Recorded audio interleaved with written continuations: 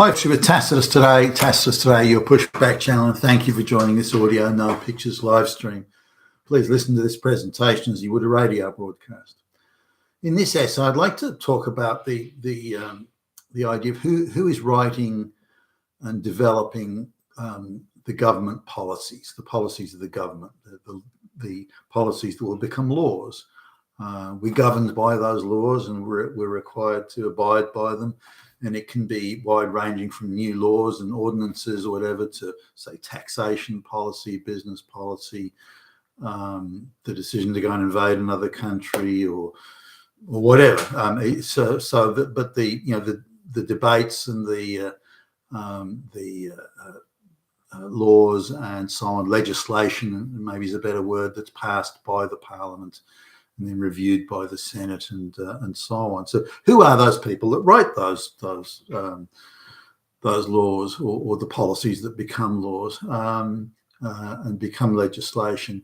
Now, you might sort of think, as you said, well, any government would invest big money here because they would want the very best and the brightest, the most experienced, credentialed, capable, genius-level people who are going to really think this through and put together some kick-ass legislation that we can pass that'll be for the benefit of the people who vote for us. So we want the best and brightest. I mean, that would be mandatory. You'd think that. You would hope that. And you would wish for that. But is it true? Is that what actually happens?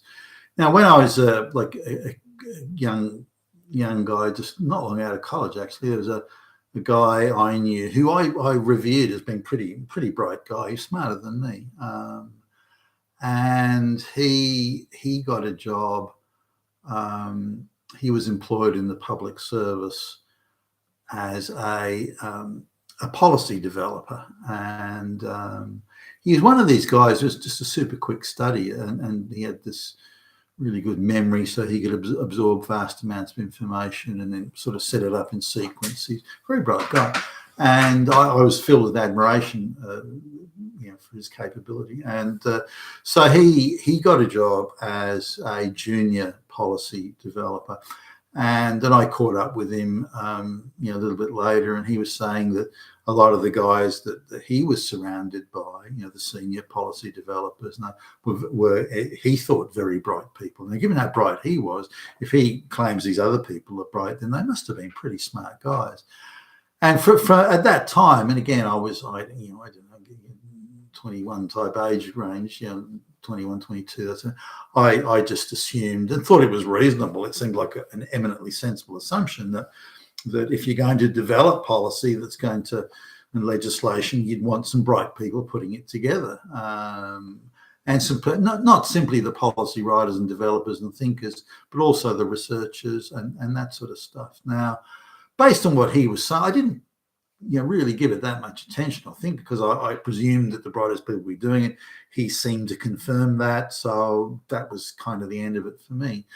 Fast forward some years, and I'm now down in the epicenter of the legislative branch of government, and I know at this stage a few politicians and other sort of sundry public servants, political advisors, and I'm staggered at how this is the opposite of what I'd imagined. These people aren't high-powered.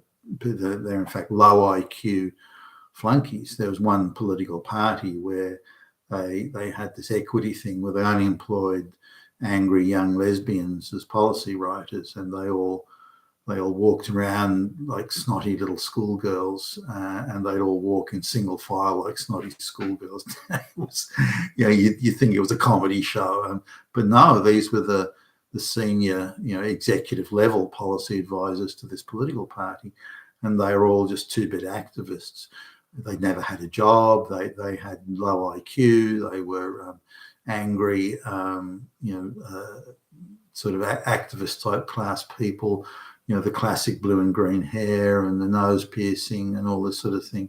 And you couldn't get sense out of any of it. They were there to fight the patriarchy and all this sort of stuff. They weren't there to produce policy for the Australian people. Far from it. In fact, they saw that their role was very special niche interests, and I was quite surprised by that. And well, when I say surprised, shocked by it that such people of such low IQ were being employed doing this. Now, what also became apparent is the NGO sector started to believe, once the globalists took control or took sovereign control away from Western governments, which they've done. Remember, they can rig a US presidential election and they can just get rid of British prime ministers at will. If they feel we don't want that prime minister, get rid of them.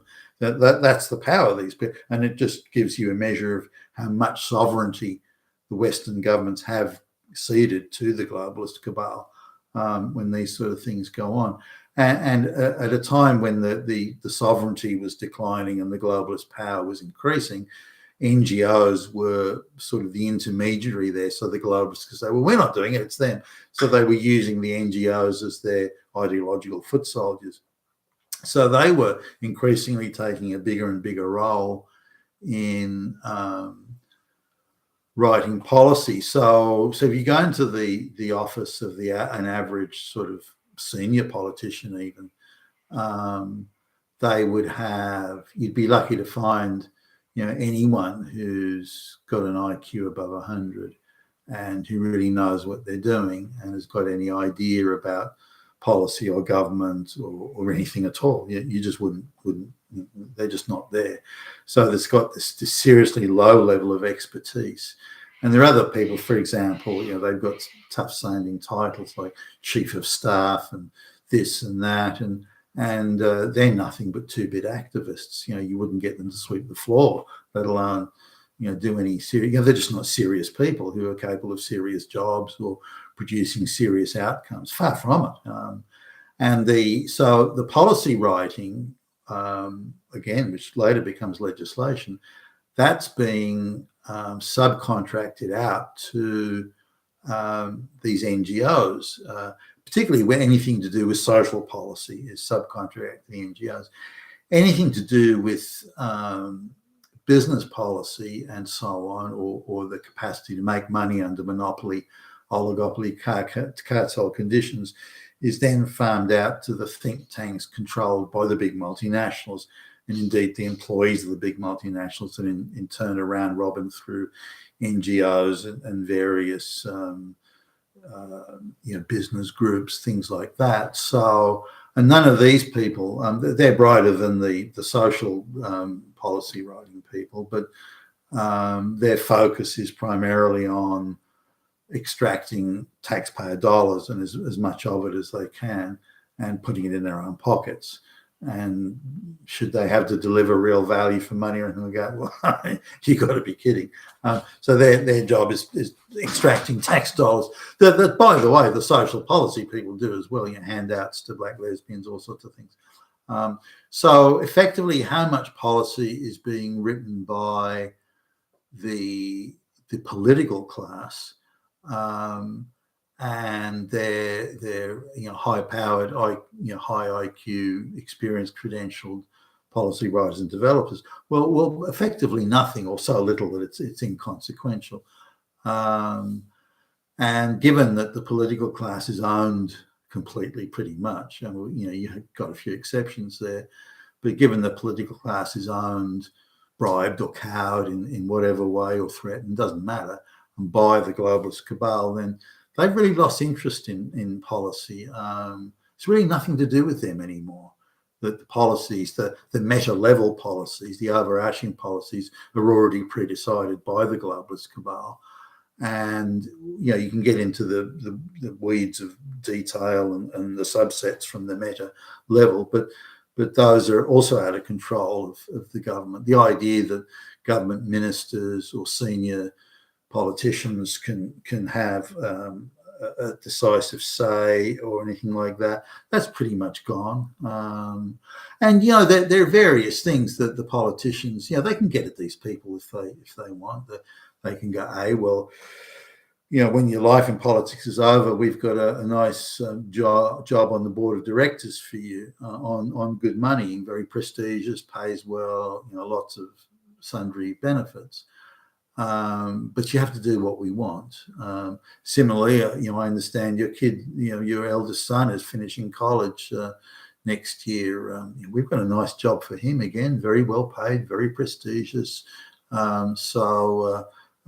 can offer. So there's a lot of things put on the table, and when you look at the sort of things that go on, like one politician, his daughter finished high school, and as soon as she turned 18, she was hired as a policy advisor of some big multinational and sent on a luxurious round the world trip to places like Paris and Tahiti and this sort of thing. So the corruption, if you like, is huge at this level. And there's some very, very well-paid jobs. And you pay someone $1 million, and they manage to sell internally to make sure the legislation gets across the line for a new order for a new government contract for gazillions of dollars. So if you've got to sling a few $1 million around the place to get it, that's money well spent, for goodness sakes. Now, shouldn't you be out there having the best product at the best price? No, that's bullshit. That's bullshit. We can just bribe a few people and it's job done. That's a crass presentation. It's a little bit more complicated than that, but that's the essence of it. So really, the governments are no longer writing policy or developing policy or doing any of the heavy lifting or even explaining it so what it is an outside, it could be an NGO, could be a think tank, could be whatever, is actually writing the policy or the proposals or the legislation that's to be voted on. They're writing all that, and then they're getting the politicians in that they want sort of on board with this and going, okay, these are the talking points. These are the things that you have to highlight. These are the things that you have to convince your colleagues of. So they go to the senior politicians who in turn then sub-bribe the others. So say for example, you're a more junior politician and you read, assuming you're even allowed to read it, you read the legislation proposed and you notice some serious holes and some serious flaws that are going to result in widespread abuse of legal power or government money, taxpayer money, whatever that, and you notice that, and you go to the senior politician with this, look, I've read through this and I've noticed all these problems. Now, that they probably haven't even bothered reading it. They've been told by the lobbyist or by the NGO or the think tank, what to do. So the senior politician, they're too busy going out to nice lunches and sumptuous dinners and so on. So they haven't got time to read this bullshit. Maybe they've got flunkies that read it and do a little summary for them. That's possible, but the people around them are just junior flunkies, interns, little girls who want to feel important, or in a lot of cases the rich and the powerful, they want their kids to go in as interns because it's prestigious. My son's an advisor to the senior minister in the government. Oh wow! Oh, you're a big wheel, and and there's a lot of that goes on as well. But these are just kids of rich families and influential families that they don't know shit about anything. They're just there for the prestige of it all. So the junior politician's seen all these faults or flaws and shortcomings, and they come along, and the senior politician has the power to decide who sits on what committees and who gets to be chair of the committees.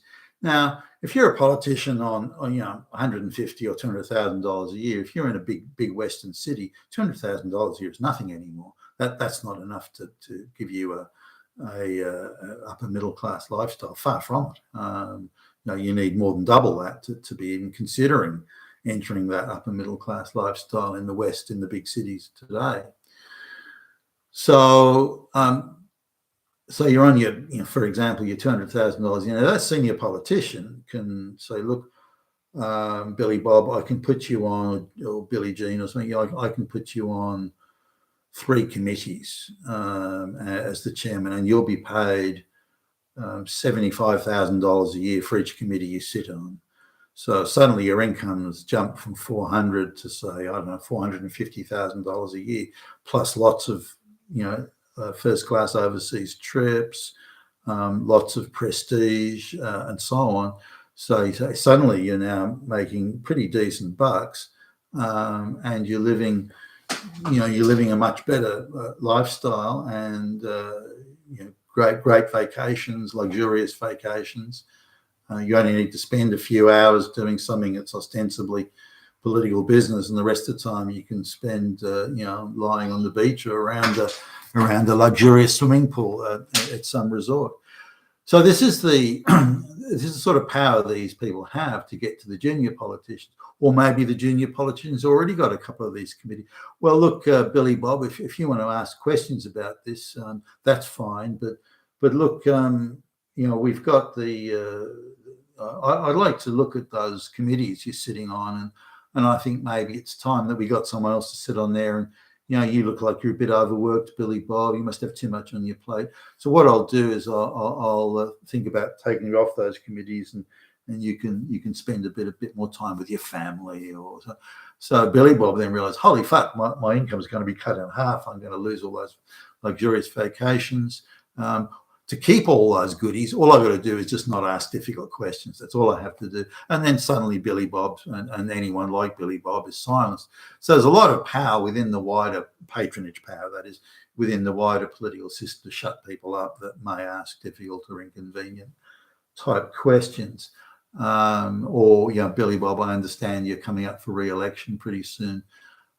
There's a number of people in your district that are coming to me saying they want to run. I don't know whether I should really let them run or not, or stay with you.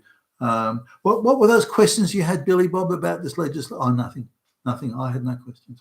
And just so plenty of ways they can get to people. But I, more than anything, I wanted to highlight that there's this class of this cast of really bright people who are really doing the hard yards on thinking through legislation and policy and white papers and discussion papers and writing. No, there isn't. This is all outsourced now to niche political operators, or simply, big multinationals who want to do nothing else other than fattening their bottom line at the taxpayer's expense without delivering any value for money in return. And they jealously guard this as if it were an oligopoly, which in effect it is, or a cartel. So that's something that's important to grasp. Now, I guess only in America is there that possibility of breaking part of that mold, because if you get a president in that represents the people, that president can then appoint, Secretary of State and Secretary of Defense, can then appoint a whole lot of people who the president chooses, and they serve at the pleasure of the president.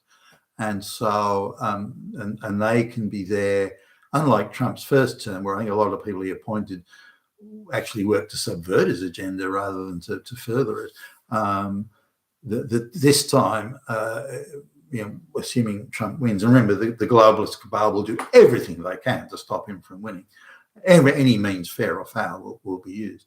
But if as it looks at the moment, that Trump becomes president again, he's got to appoint people that are going to implement his agenda and not be owned or cowed or indeed subverted or slow walked by this class of people that are really are in total control of policy development and legislation writing. If you're in Tassos today, your Pushback Challenge. Thank you for listening.